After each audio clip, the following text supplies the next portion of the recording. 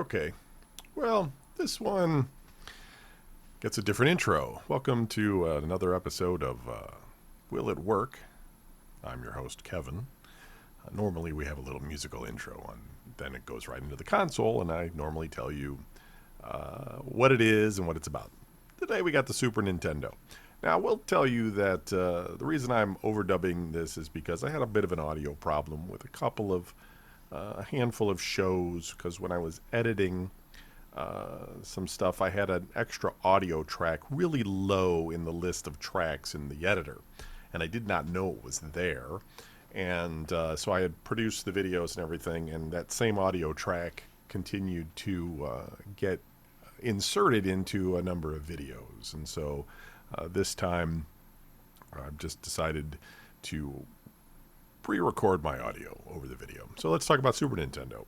I mean, it doesn't need much of an introduction. It's one of the greatest consoles of all time, right?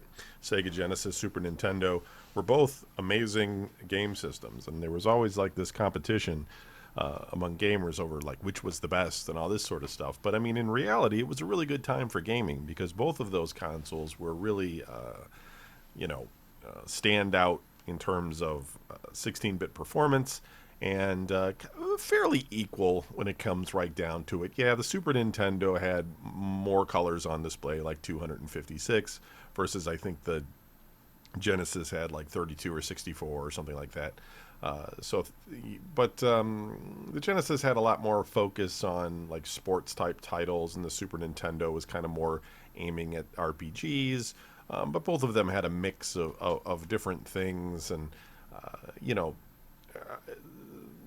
I think like Nintendo was interesting because they were gonna come out with the PlayStation with Sony, so it was kind of they were gonna introduce the CD format, um, as a system, uh, but that ended up getting scrubbed, so they kind of rode the Super NES further out by you know. Putting microprocessor helping things on the extra chips on cartridges, making things like Donkey Kong Country, etc. And so they did a number of tricks to keep it sort of relevant in the early days of PlayStation and Sega Saturn and everything. Whereas Sega, they did introduce a CD system, right? They had their Sega CD, and that was a bit like maybe too late or not that interesting to people. Interestingly enough, the TurboGrafx had done really well with their CD support in their system, and they really grasped, you know, how to use that in their, in their gaming. Where maybe it's not really Sega's fault. They had begun that phase that happened when CD started, where there were all these full motion video games that were coming out, and PCs were also starting to get CD drives and everything, and so rather than just having some animation, we had all this live action actors and all this kind of stuff, and uh, it didn't take really well onto the Sega CD because the Sega CD really wasn't capable of doing full screen video. It had sort of a grainy, dithered video, etc. And so it was around and it survived. And then eventually they did the 32X, which was also a failure. But at least they sort of built it out, etc. So anyway, Super NES. We have Killer Instinct here. This was kind of a Killer Instinct was kind of a weird thing, I think. It was made by Rare, but at that time they were sort of a Sony or Nintendo first party developer, and in the sense of they were really close to Nintendo and working with them, on these sorts of things. And Killer Instinct, was in the arcade, and what's weird about it is, you've got like you can see like blood here and everything when they're like fighting and stuff. And for a while there, when Mortal Kombat and things were coming out,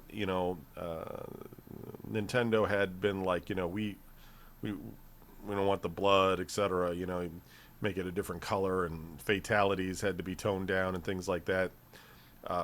And I this was how it was delivered in magazines and things. The what really happened and who was doing what, I don't know. But made people think that the for a while that the Nintendo was for kids, and if you were a teenager or an adult, you would want to play on the Genesis or some other system. And then they come out with Killer Instinct, which has blood and uh, everything, and it's sort of like, well, what what the heck was going on at Nintendo? I just think it was like it wasn't just their fault though. There was this whole like press media thing that was going on where they were video games were being scrutinized, and are they family friendly? Should kids actually be getting them and stuff? And I think Nintendo wanted to, they were always had their roots in being a toy company, and they wanted to, have something that was family friendly, and they sort of, I think they went about it the wrong way, rather than saying developers can't make, you know, T for teen and up type games on their system. They should have just more embraced like the ratings board and kind of maybe put in even some parental controls into their system. That's always been a bit of a mixed bag, but you know, maybe that would have been better though than banning the system outright. So here we have a Miss Pac-Man, not a big deal, but it's running on the Super NES and it looks pretty good, etc. So that's a bonus. And yeah, so I mean, but don't get me wrong, Super NES did really well. Some people, look at it in the American market. I've seen the numbers, and it looks like it probably did better than the Genesis in the United States. But I was alive during this time period, and Genesis was everywhere, as was Super Nintendo, and it's a mixed bag as far as like who was on top and who wasn't. I mean, it also comes down to more than just necessarily console sales. It's also about game sales, right? And gamers are weird. Like a lot of gamers will buy a game system and maybe play one game on that game system the entire time. There's going to be some blue screen here for a while. I don't know. I think I meant to cut this out, but it's just going to be here. So just deal. Another game is coming. But we all know those guys, right? They play Madden, they play Call of Duty, they play like one game, and that's pretty much it. They might have like a few more games, like somebody gave them a gift, they might have picked something else up, but they never play those games. They play like the one game, and that's their whole life cycle on their console is that one game. And then you have other gamers who go out and buy a whole bunch of different games. You know what I mean? Like just. But I think that guy that goes out and buys like a whole bunch of different games, if you're that guy, you're actually kind of rare. Like for a game system's life cycle, and I'm not talking about pirating and stuff like that. Like guys that go out and buy video games, new, not used or whatever, but new and everything, that buy more than, I think the number was something like 8 games in a system's life cycle. Like if you've bought more than 8 new games for your console, you yourself, then you're on the bleeding edge, man, because that's not normal. And so so success in terms of sales, because at this point, with Sega and Nintendo, when they're selling these systems, they're selling them at a loss, especially when they first come out. And so they make the money back up through software and licensing to peripheral makers and things like that, those sales. And so if people don't buy enough games and don't, then they don't make the same amount of money. And I can't speak to how it is in Japan either. Like I don't know if that they have the same trends or not, the one game or all this sort of stuff. I loaded this game up here. This was kind of like an adventure type of game on the Super NES, and I just kind of wanted to show that it's not just all platformer action titles or 2D. There's not just fighters and things. Like it was capable of having some RPG or adventure style gaming on it, and this was an example of that. And so yeah, but both systems were successful. Like I said, Nintendo managed to keep the Super NES relevant as the PlayStation and the Saturn were out, and because they had to wait a little bit longer for the N64 or the Ultra 64 when it was in, when people were working on it, etc. But uh, yeah, and then eventually they came out with that, and I think in a lot of ways the N64 was a bit of a bummer for gamers, really, because it didn't have the same level of third-party support that the Super Nintendo had, for sure. And I think a lot of developers just weren't able to grasp its hardware design to make things. And the early 3D systems like PlayStation, like Saturn, like um, the N64, it's weird because they we're still going to see some more games here, by the way. It's not just I don't know what's going on. Like I'm loading things and stuff. But what was weird about that time is that like you would have a company that would make a decent, like in the Genesis and Super Nintendo era, they would make a decent like sports game, 2D sports game, right? Everybody's played those. So they were fun back in the day. If you played sports games, they were pretty fun. And pick whatever you wanted, whichever genre you want. They were all pretty good in 2D. Now, where we are today in 3D, they're amazing, right? Like they've got that all down and everything. It's obviously like where we're at now. It's great, but like in those early days on PlayStation, on 3DO even or Jaguar or whatever, these sports games, like a lot of these developers just didn't know what they want, like they didn't have a game engine. They didn't know what they were going to do. They didn't have an idea with how to move the camera, the view around, and the angle to have things at, and how big the sprites or the 3D model characters should be, etc. And so a lot of those early games are terrible. They're just awful. And you do remember like the ones that were good, but I mean, there's some bad games, bad hockey games, bad basketball, bad football, and baseball.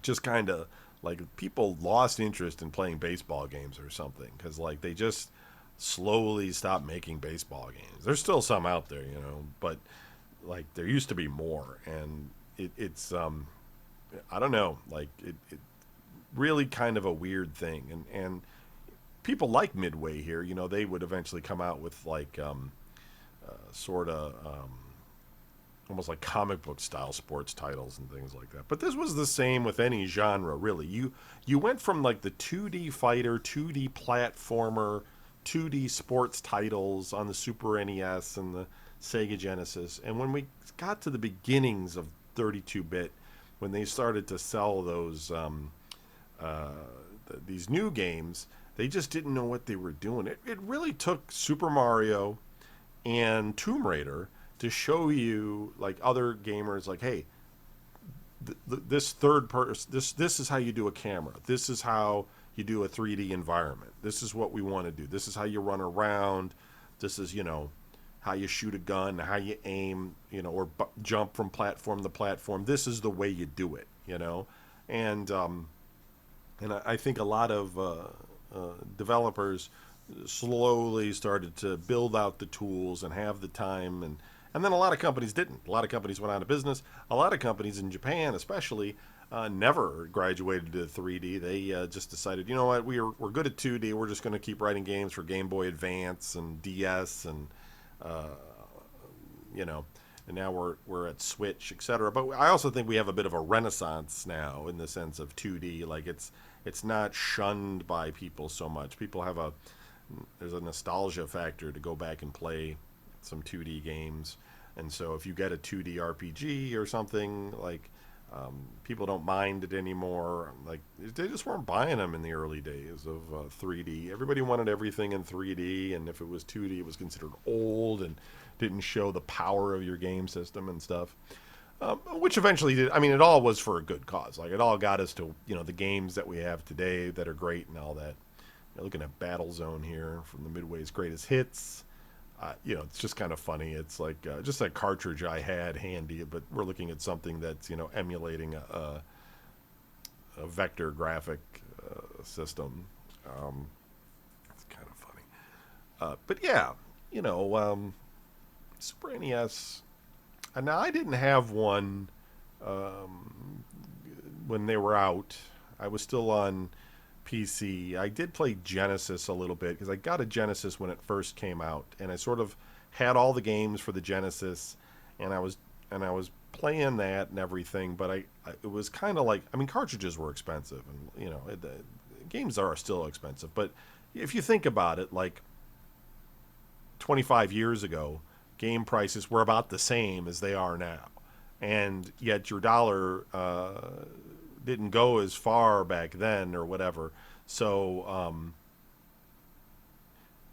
or it did, whatever I'm trying to say. But my point is like, a $50 game back then was really expensive, versus like what $50 is today, which is still not cheap.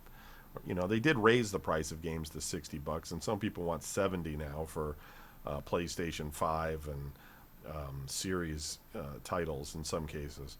Um, but it's like it's a lot of money. It's a lot of money for a game that you don't necessarily know it's going to be any good, if you're going to enjoy it, and if you're going to get that kind of play out of it. And so like with the Sega Genesis, I just kind of like I sold it off to some kid that wanted to buy it off of me, and then I kind of didn't get another one for quite a long time. I just stopped being interested in console games. Just it was mostly just due to the money, really. I just didn't have the wallet at that time to be able to play those kinds of games. My family was not the one going out and bringing home the cartridge for the kids. That just wasn't happening. So it wasn't it didn't make financial sense. And so like I played computer games mostly because I was able to pirate computer games. And so that's where most of my gaming was at. But I did. Once we got into the beginnings of the 32-bit era, I got like the Commodore CD32, I got the Atari Jaguar, I got the Sega Saturn, all of which were, weren't great. At the end of the day, there's a lot more nostalgia now. People really like Sega Saturn these days. Like they go back and play a lot of Sega Saturn games because a lot of the Sega Saturn games are really great, but it really was overshadowed by the PlayStation. And it's unfortunate, but that's how it was. We were watching Paperboy here, and yeah. So then I was back in the consoles at that point, and then the rest is kind of history. Where this whole now I have like every console or whatever, but eventually, like Don Cease loaned me his Super NES, and he had a bunch of cartridges that for some reason didn't have covers or cases. I'm never quite sure what the story was with that. They were just circuit boards, and I played some of them, but at the point in my life when he gave them to me, I wasn't really that interested in playing them. Um, and I think it broke or something too, which was kind of a bummer. Like, don't loan me things if they're gonna break. Like, then I got to give it back to you broken. Like, I felt bad. Um, yeah, but then I don't know. Like, then I just picked one up here for the collection, etc. And I have two Super NESs, and I have um, one in the box and everything, and one that was separate, etc. It's all kind of weird too. Like with the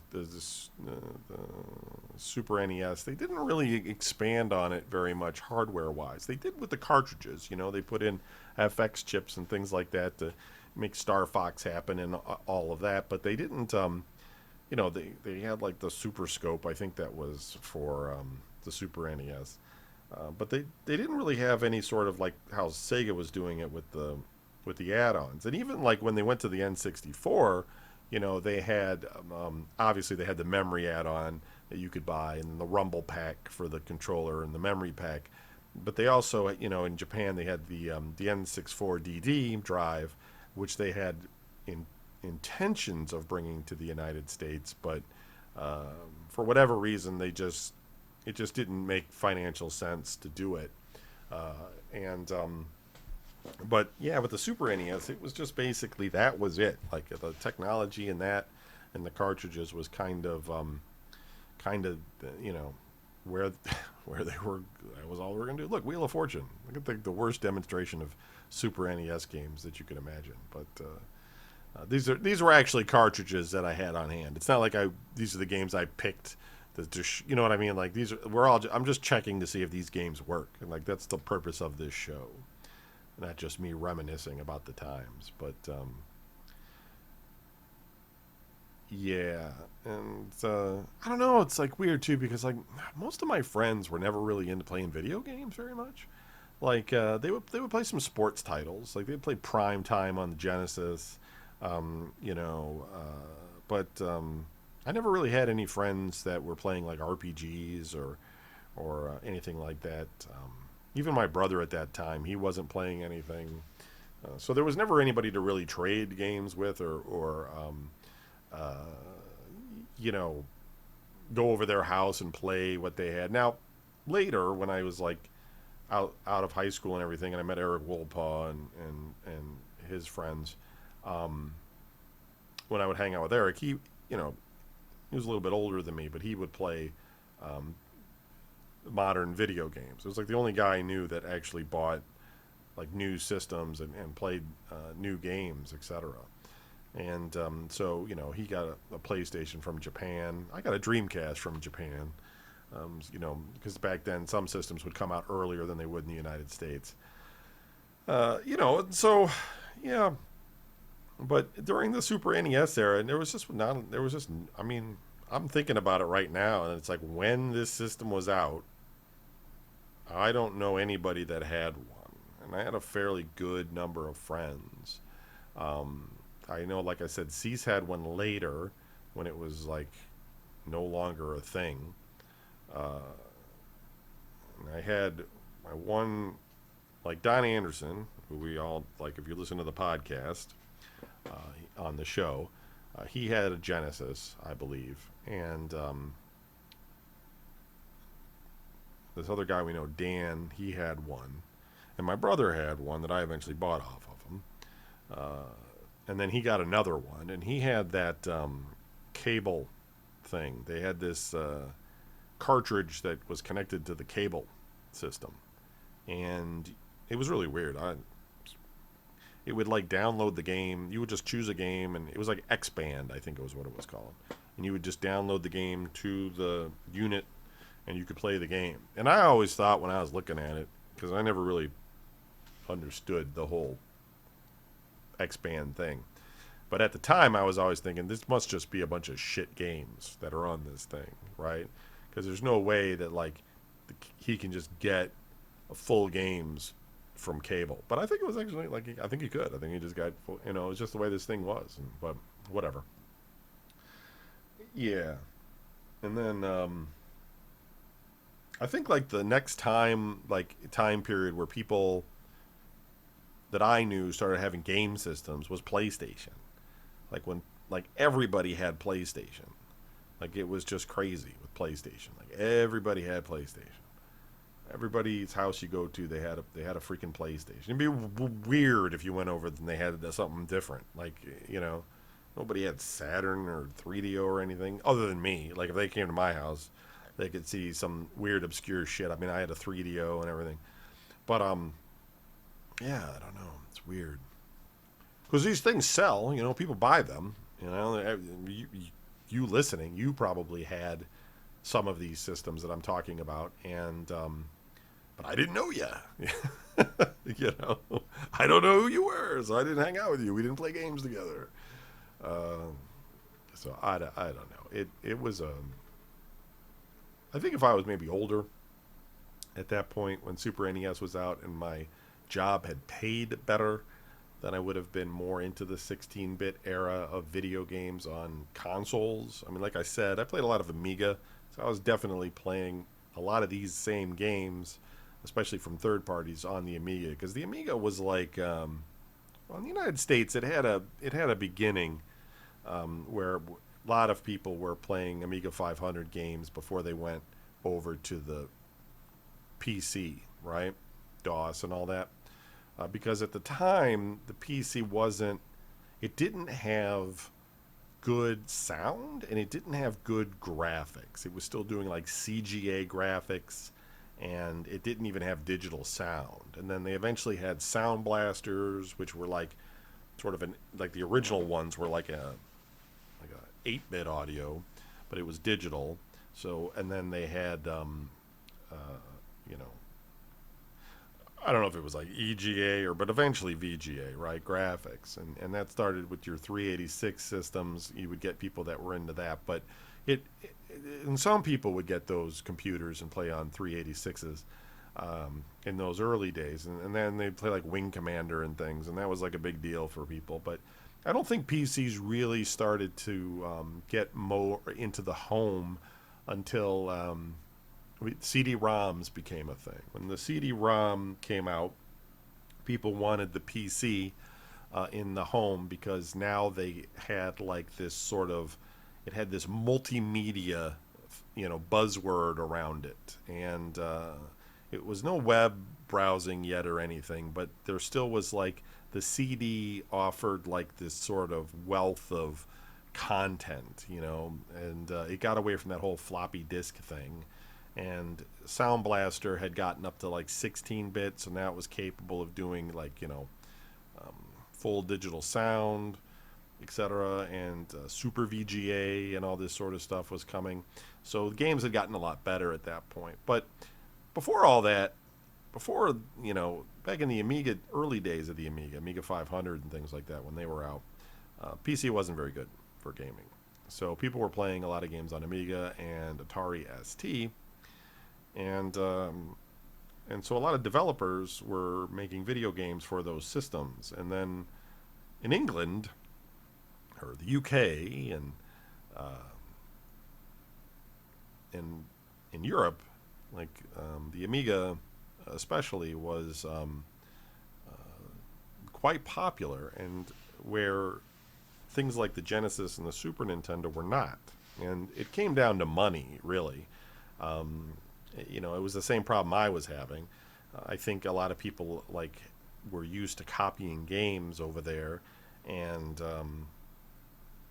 it was they kind of understood, like, if I buy this PC, I can get most of the software for it for free. This computer, I should say, like the Amiga, and I can get most of these games for free, and other software packages that I need. And so this is a better value than it would be for me to buy a game console and a bunch of expensive cartridges.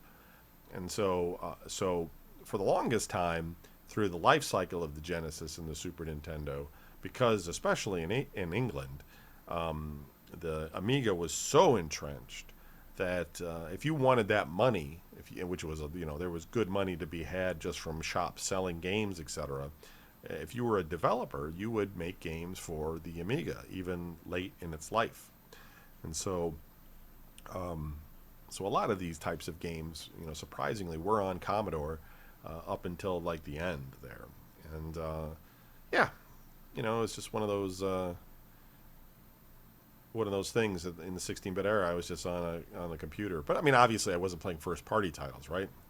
Nintendo games were the best games for the Super NES. I'm sure everybody would probably agree with that. Although Rare made some good ones, and some others, Konami and Capcom and all that sort of stuff. And same with the Genesis. Sega made some great games.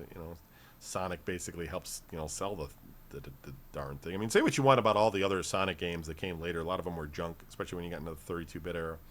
But during the 16-bit era, I mean, Sonic was a breath of fresh air. Yeah, it was another kind of platformer like Mario. I don't think anybody's going to deny that. You're jumping around, running down through a thing. But they really kind of, they didn't just try to make a Me Too game. Sega Sonic had its own personality, and it really sold that system well.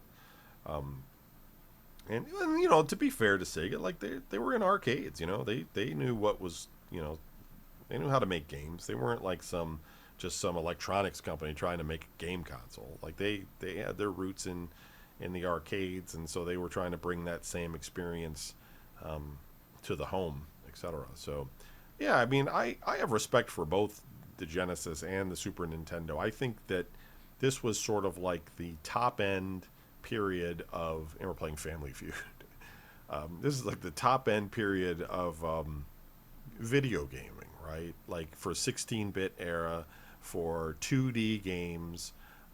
Yes, there were a little bit of 3D, like Star Fox, hard driving, whatever, things like that. But for 2D, this was it. Now, sure, PCFX, Sega Saturn, they both were designed to be the next generation of 2D game systems, and you know, they were more powerful machines in that sense, and um, could have run rings around Genesis and the Super NES, but they had gone into the 32-bit time period and had to compete in that um, infancy of you know 3D games, where the so this is kind of like the Genesis and the Super NES kind of gave us a time period of playing some really great 2D games, and really perfected a lot of the controls and the menus and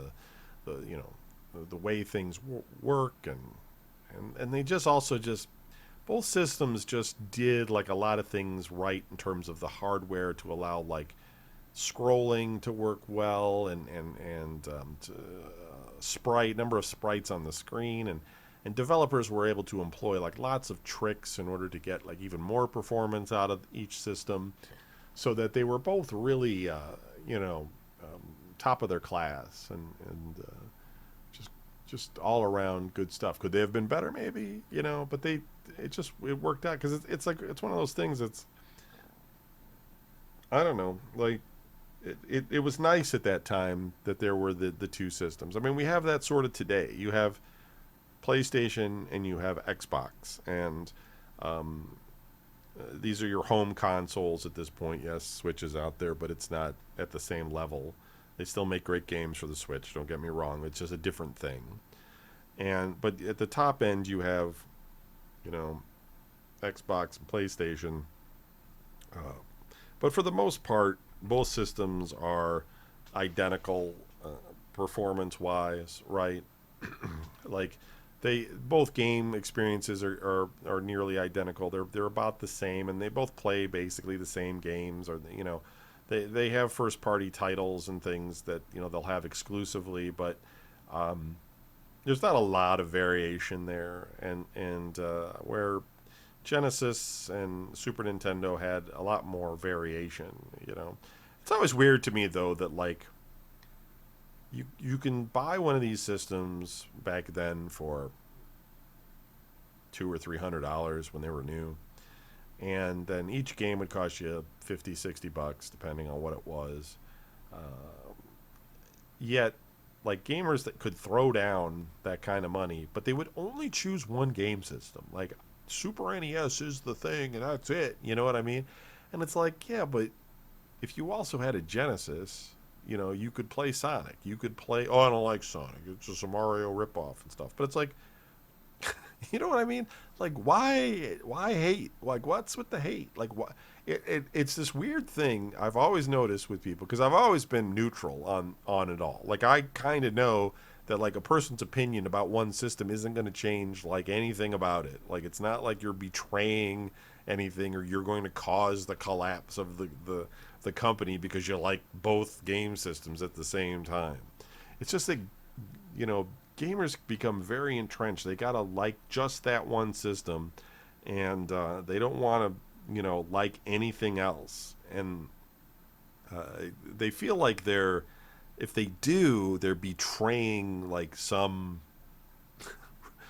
you know I don't know, like that like they would immediately be admitting that that other system is terrible. Like, you know what I mean? Like, if you totally like the Super NES, and then you're going to be like, I also like the Genesis. Oh, that's because you think the Super NES sucks. Or something. I mean, really? Like, you know what I mean? And vice versa. Like if you got a Genesis and you're like, I really like the RPGs on the Super Nintendo. Yeah, because Genesis is terrible. It's garbage. And it's just like, God, man, people are crazy. Like, like just chill out, man. You can like both. It's like it's not a big deal. Like, get the games. It's all about the games anyway. Like, the hardware, it doesn't much matter. It's like you're going to play a game, and the game's going to be fun or not. Like, that's what you're doing with the thing. Like, if you don't have any games, I guess you could turn it on and look at the splash screens or something, and or whatever, and browse around the menus. But it's all about the games. And so, what game do you want to play? And I guess, in some respects, you could sit there and, like, if you wanted to play Call of Duty or something, and you were like, well, it supposedly has a better frame rate with a series than it does with a PlayStation. I don't know if that's true or anything. I'm just saying that right now. And so you might be like, so I'm going to get the series and not the PlayStation because all I'm going to do is play Call of Duty. Well, all right. I mean, whatever. That's fine. But, I mean, if you wanted to then be like, I want to play Spider-Man that's on the PlayStation, um, then buy a PlayStation and play Spider-Man. Like, get the thing so you can play the games on it. I mean, not everybody's made of money. I'm not saying do it all right now. Like, they're all the new systems are like freaking $500 each. That's not what I mean. I'm just saying, like, down the road, it's okay if you can afford it to get more than one. I don't know. It's not like it was in the old days where, like, there were literally, like, 7 or 8 systems out at the same time. I mean, in the early beginnings of, like, PlayStation, you had PlayStation. The Super NES was still relevant. You had 32X, which was not really, but it was there on the Genesis. You had Saturn. You still had the Atari Jaguar, it had its own CD system. You had the 3DO, which was still, I believe, still out before PlayStation launched. Right? Now the Commodore CD32 didn't get launched in the United States, but that would have been another one had it come into the United States. Same with like PCFX, that launched in Japan only. Right? So that's 8 systems that were out around that time. There was also the Marty, but that was not a success. That was also Japan only. I'm trying to think if there was anything else at that point. And then eventually you do get the N64, but a lot of these other systems left. But I mean, you're at like 9 or 10 systems that you could have bet on at that point. So at that point, you can't. I mean, you could have them all. I mean, if you're crazy like me. But for most people, I mean, that's nuts. You're not going to get all those systems. But yeah, I mean, now it's kind of like you could own all 3 major systems. I mean, you could own a Switch. You could own both a PlayStation and an Xbox, and you'd have everything so anything that came out, if somebody's like, it's only exclusive to this system, you could be like, that's fine. I have all 3 systems because that's all there is. I mean, yes, there's the Atari VCS and what is that? The Amico coming out from Intellivision or something, but those are, I mean, I don't know. Whatever. They're neither here nor there. So, now we're looking at some bass fishing on the Super NES. It's kind of funny. Yeah, and I don't know. It's I've always kind of liked coming out of a Commodore 64 sort of upbringing, where every game was kind of a mishmash of craziness, and you would sort of play them, and they were almost throwaway in a sense. There were so many Commodore 64 games, and you would look for the ones that really were enjoyable, but most of the time you would kind of just check them out and be like, do I like this or not? And most of them were not good. And so, coming from that kind of a thing, it's more like, you're trying to find a game that you really want to sit down and play. I don't know. I have enough games right now. Like, at this point in my life, like, if I didn't buy another video game, I have enough video games between Steam and PlayStation and Xbox and other systems that I have that I don't ever need to buy another video game ever. I don't think I'll be able to play all the games I have before I die. I literally think I'll die of old age before I play every game I own. And also because I keep buying new games, which is also not, not great. Which I need to stop doing. It's a waste of money. If you don't play the games, it's a total waste of money. I bet everybody that has a PC has like Steam account or whatever. I mean, we all know, like, you probably bought like a bunch of games and you probably didn't play half of them, because I think that's the truth of most Steam game owner things. You buy all these packages on sale and then you just never play like half the games that you end up picking up. But they were really cheap, so why not get it now? Because you might want to play that game at some point, but you just never get to it. Too busy playing Madden or something. I don't know. Now I'm fishing. Woo! All right. If you've been listening to this long, congratulations. I don't got anything else to say about the Super NES. I think I've touched on it all. It's probably just mostly mumbling through this part in the video series anyway with this fishing part. So I'm going to wrap up the audio here. I'm not going to cut the video off. I'll just let it play its way out. It's probably got another 5 or 10 minutes or something of video. But yeah, that's enough. So sorry about the overdub, but hopefully at least some of the reminiscing was interesting. And we'll be back tomorrow with another video. So have a good one.